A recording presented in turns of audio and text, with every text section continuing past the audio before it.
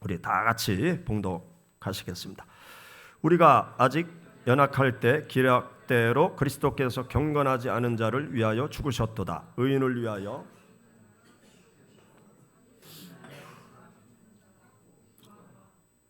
아직 죄인 되었을 때 그리스도께서 우리를 위하여 죽으심으로 하나님께서 우리에게 대한 자기의 사랑을 확증하셨느니라. 그러면 이제 우리가 그의 피로 말미암아 의롭다 하심을 받았으니 더욱 그로 말미암아 진노하심에서 구원을 받을 것이니 곧 우리가 원수 되었을 때 그의 아들의 죽으심으로 말미암아 하나님과 화목하게 되었은즉 화목하게 된 자로서는 더욱 그의 살아나심으로 말미암아 구원을 받을 것이니라. 화목하게 하신 우리 주 예수 그리스도로 말미암아 하나님 안에서 또한 즐거워하느니라. 아멘. 할렐루야. 감사합니다. 하나님께서 여러분과 가정 가운데 평강의 축복으로, 강건한 축복으로 함께 하시길 축원합니다. 요즘 신문 방송을 보면 금값이 천정부지로 올라가고 있더라고요. 20-30년 전만 해도 금 한 돈에 한 5만 원 정도였습니다. 그래서 돌 잔치 신방 갈 때 돌반지 한 돈짜리 돌반지 하나 준비해서 축하하면서 신방을 했어요. 근데 요즘 금값이 한 돈에 80만 원. 놀래요? 조금 있으면 100만 원까지 간다고 그래요. 또 어떤 사람들은 200만 원, 300만 원까지 올라갈 거다, 그렇게 이야기를 하고 있습니다. 금을 가지고 있는 분들은 금을 팔아야 될지 좀 더 가지고 있어야 될지 알아서 하세요. 이 금이 이렇게 가격이 올라가는 것은 금은 영원히 변하지 않는 보석, 영원히 변하지 않는 가치를 지니고 있기 때문에 금값이 계속 올라가고 있죠. 근데 사실 금값이 올라가는 것은 결코 바람직하지 않습니다. 금값이 올라가는 이유는 불확실성 때문에 그런 거예요. 전 세계가 3차 세계대전의 그림자가 점점 짙어져 가고 있는 불안감이 있는 거예요. 그래서 영원한 값어치가 있는 금을 사놓자. 현찰 가진 사람들이 금을 자꾸 사서 금고에 보관하니까 금값이 자꾸 올라갑니다. 또 세계 기축 통화인 달러의 신용도가 계속 떨어지는 거예요. 달러를 믿을 수가 없다, 그런 생각들이 많아지면서 달러보다 더 신용도가 높은 것은 금이죠. 그래서 금을 사들이고 있는 것입니다. 이 미래에 대한 불확실성이 크면 커질수록 금값이 계속 올라가게 되어져 있습니다. 이렇게 금은 영원한 변하지 않는 가치를 지니고 있기 때문에 금을 귀중하게 생각하고 있는 것이죠. 그런데 금보다 더 귀한 게 있죠. 금보다 귀한 게 무엇입니까? 인간의 생명. 생명이 금보다 더 귀하잖아요. 금과 은보다도 더 귀한 게 무엇이냐? 우리 개개인의 생명, 인간의 생명이 금보다도 더 귀한 것이죠. 그런데 이 세상에 생명보다도 더 귀한 것이 있습니다. 금보다도 귀한 것이 생명인데 이 생명보다 더 귀한 것이 있어요. 생명을 바쳐서까지 지키고자 하는 가치, 의미, 그것이 세상에 존재합니다. 그래서 생명보다 더 귀한 가치가 있는 것에 사람들은 생명을 바치는 그러한 모습들을 우리들의 삶 속에서, 역사 속에서 우리가 보고 있습니다. 사람들이 생명을 바치면서까지, 생명을 버리면서까지 지키고 보존하려고 하는 것이 무엇입니까? 사랑이에요. 사랑. 사람은 사랑을 위하여 나의 생명을 기꺼이 바칩니다. 부모가 자식을 사랑할 때 부모의 생명을 바쳐서까지라도 자식을 지키려고 하는 것, 자식을 향한 사랑을 위해서는 부모가 자신의 생명까지 다 바치는 것을 우리들이 다 알고 있습니다. 또 남녀 간의 애틋한 사랑, 그 사랑을 지키기 위해서 생명을 바치는 남자, 생명을 바치는 여자가 있는 것을 우리들은 알고 있지요. 또 형제 간의 사랑을 위해서, 형제들을 위하여 또 생명을 바치는 모습도 우리는 보고 있습니다. 또 제자를 향한 그 사랑을 위해서, 제자를 살리기 위해서 스승이 자신의 생명을 던지는 그러한 모습들을 우리는 가끔씩 보고 눈물을 짓는 그러한 일들이 종종 있지요. 이렇게 사랑을 위해서 많은 사람들이 생명을 바칩니다. 그뿐만이 아니라 역사 속에서 민주주의를 위해서 생명을 바치는 사람들이 수없이 많았습니다. 우리들이 지금 누리는 자유, 이 민주주의, 이것은 생명을 바친 사람들이 있었기 때문에 우리가 자유롭게 살아가고 있고 민주사회에서 우리가 살아가고 있습니다. 또 약한 자의 인권을 위해서 죽어간 사람들이 많이 있습니다. 노동자의 인권을 위해서 생명을 바친 그런 사람들이 각 나라마다 많이 있는 것을 보게 됩니다. 또 뿐만이 아니라 조국과 민족을 위해서 생명을 바친 사람들이 얼마나 많이 있습니까?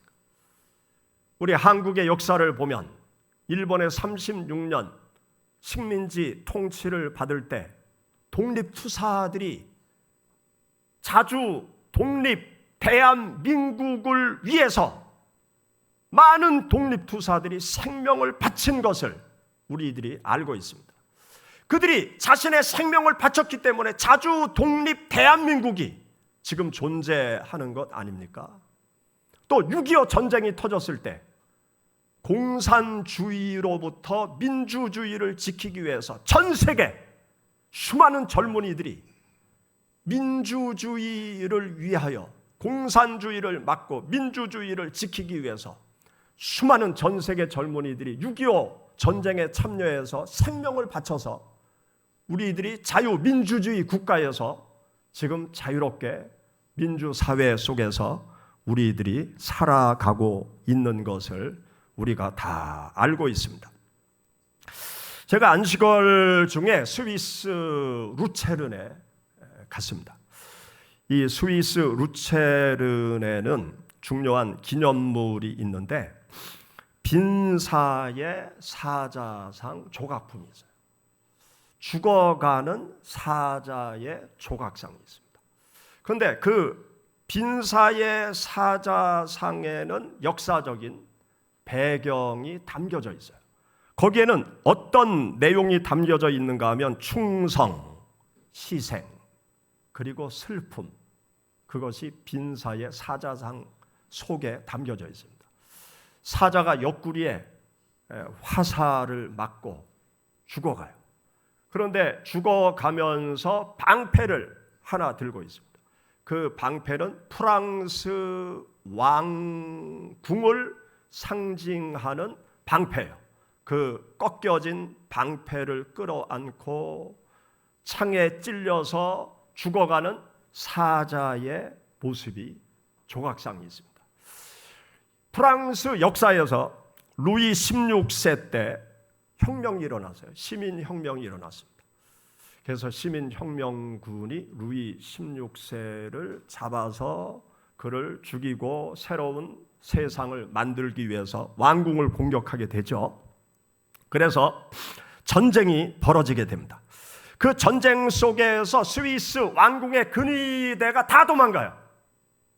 그리고 남은 용병들이 있었는데 그 용병들이 누구였는가 하면 스위스에서 온 700여 명의 용병들이 루이 16세를 끝까지 지키고 있습니다. 그러다가 루이 16세가 마지막에 판단을 해요. 이제 끝났다. 그렇게 생각이 들어서 스위스 용병들에게 이야기를 합니다. 이 전쟁은 너희들과 상관없는 전쟁이니까 너희들이 물러가라. 그리고 시민군들도 너희들이 포위망을 풀어주면 너희 다 살려주겠다. 너희는 스위스 사람들인데 우리하고 아무 관계가 없으니까 풀어주겠다. 그렇게 이야기를 하죠.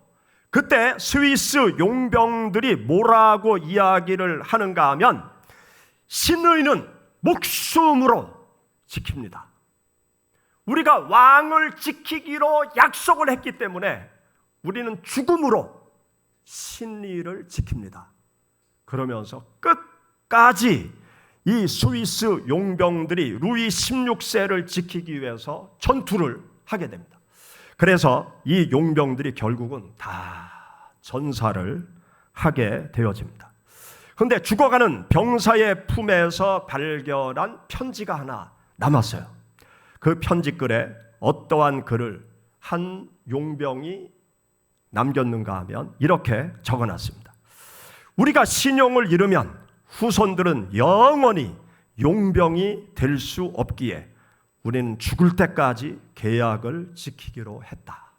왜 이런 글을 남겼는가 하면 그때 당시 스위스는요, 유럽에서 가장 못 사는 나라였어요.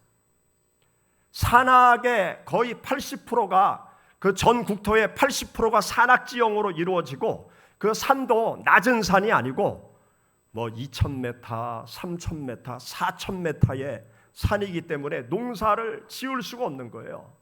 그래서 이 스위스 나라가 유럽에서 가장 가난한 나라 중에 하나였어요. 그래서 그들이 먹고 살기 위해서 용병을 유럽에 여기저기 파견을 했던 것입니다. 스위스 사람들은 고산지대에서 어릴 적부터 생활했기 때문에 폐활량도 좋고 체력도 좋아서, 그리고 주위 나라들과 밤낮 싸우는 일을 해서 전투력이 강하기로 소문이 난 거예요. 그래서 스위스 용병들을 프랑스 왕궁에서 불러들였고, 또 로마 교황청에서도 스위스 용병들을 불러들이고, 그래서 프랑스 용병이 되었는데, 그렇게 생명을 바치면서 신의를 지키면서 죽어갔어요. 그 후에 어떤 소문이 유럽에 쫙 퍼졌는가 하면 스위스 용병은 끝까지 신의를 지킨다, 끝까지 충성한다, 그런 소문이 퍼져서 많은 스위스 용병들이 계속 유럽의 여러 곳에 가서 돈을 벌게 되었다는 거죠. 그리고 로마 교황청에도 큰 사건이, 역사적인 사건이 있었습니다. 로마 교황청에도 500여 명의 용병들이 돈을 벌기 위해서 로마 교황청으로 가서 교황을 지키고 있었어요. 그러다가 1527년 5월 6일 신성 로마 제국의 카를 5세가 이 로마를 공격해요. 바티칸을 공격하게 된 거죠. 그래서 458명이 전사해서 죽습니다. 그리고 42명의 생존자가 교황을 마지막까지 지키게 되었습니다. 그리고 이 42명의 스위스 용병들이 베드로 대성당 뒤쪽에 있는 비밀 통로를 통해서 산탄제로 성이라는 곳으로 도피를 시켜요. 그리고 이 42명도 결국은 전사해서 죽게 됩니다. 그래서 이 500명의 스위스 용병이 전사하고 교황은 살게 되죠. 그 일로 말미암아서 이 로마 바티칸 교황청은요, 지금도 스위스 루체른의 청년 근위병을 모집을 해서 스위스 루체른의 청년들이 이 로마 교황청의 근위대로 지금도 근무를 해요. 그래서 그때 5월 6일 날 이 500여 명의 스위스 용병들이 죽은 날을 기념하기 위해서 바티칸 스위스 근위병 신병 신고식이 5월 6일 날 지금도 행해지고 있습니다. 그때 스위스 용병들은 서약을 해요. 어떻게 서약을 하는가 하면, 나는 재위 중인 교황과 그의 합법적인 후계자들을 충직하고 명예롭게 섬기며 필요하다면 내 목숨을 바쳐서라도 그들을 위해 헌신할 것을 맹세합니다. 그러면서 생명을 걸고 충성을 맹세하고 약속을 끝까지 지키는 그 신의를 버리지 않는 그 길을 스위스 용병들이 지금도 걸어가고 있습니다. 여러분, 이러한 역사적인 사건을 보면은요, 사람이 생명을 바쳐서까지 지키고자 하는 가치, 의미들이 존재하고 있는 것을 보게 돼요. 금이 귀하지만 금보다 더 귀한 것은 생명이지만, 생명을 바쳐서까지라도 인생들이 인생을 살아가면서 보존하고 지키려고 하는 가치가 있어요. 그래서 사람들은 생명을 바쳐서 고귀한 가치를 위하여 자신의 생명을 불태우는 그러한 일들이 이 세상에 수없이 많은 것을 보게 되어집니다. 그런데 이러한 죽음보다도 더 가치 있고 의미 있는 것을 위하여 생명을 바친 분이 계세요. 그분이 누구신가 하면 예수 그리스도십니다. 여러분들이 믿고 따르는 예수 그리스도, 내가 믿는 예수 그리스도께서 생명을 바친 가치와 의미가 있는 것을 오늘 우리가 함께 읽은 성경 말씀에 기록을 해놓고 있습니다. 여러분, 오늘 읽은 성경 말씀, 우리 6절부터 10절의 말씀을 보면 예수님께서 왜 생명을 바치셨는지, 당신의 생명을 무엇을 위해 던졌는지 그것을 우리들에게 설명해 주고 있습니다. 우리 다 같이 6절부터 10절의 말씀 읽어보시죠. 우리가 아직 연약할 때 기약대로 그리스도께서 경건하지 않은 자를 위하여 죽으셨도다.